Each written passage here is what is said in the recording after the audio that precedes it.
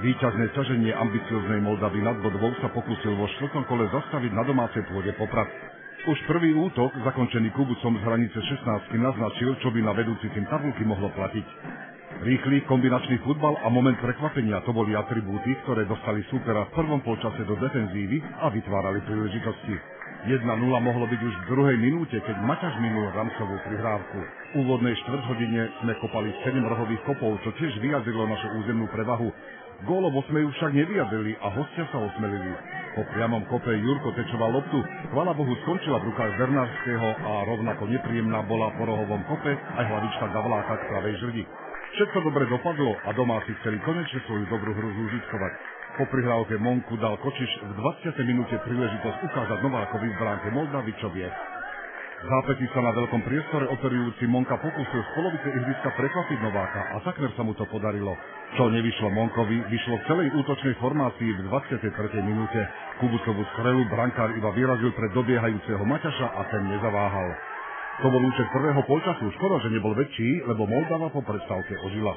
Poprad je skutočne veľmi silný, hlavne po krajoch. To nám aj ukázali, ale bolo tam 10 profesorov prvý polčas. Musel som skutočne zvýšiť hlas. Rýchla prihrávka a dôraz v osobných súbojoch postupne otúpil ostrie domácich útokov. Hlavičky Kováča a Jurka boli istým signálom, ale zdalo sa, že to domáci zvládnu, najmä keď im vyšla v skutku pekná akcia. Kočiš využil zaváhanie súperovej obrany, nezištne posunul nabiehajúcemu Kubucovi a ten skóroval 2-0. Sústrediť sa na udržanie hoci veľmi priaznivého výsledku sa často nevypláca. Futbal sa hrá 90 minút, Poprad prestal tvoriť a Moldava našu hru, ktorá strácala iskru, dokonale potrestala. V 57. minúte vypadla Bernarskému lopta z rúk a Kováč bol tam, kde mal byť. Ofenzívna hra modrožltých priniesla úspech aj o 7 minút neskôr. Bernársky prvú strelu ešte vyrazil, na Jurkovú bol už krátky a bolo vyrovnané. Popradčania si napriek enormnému úsiliu nedokázali vytvoriť reálnu šancu na gól a prišiel ďalší trest.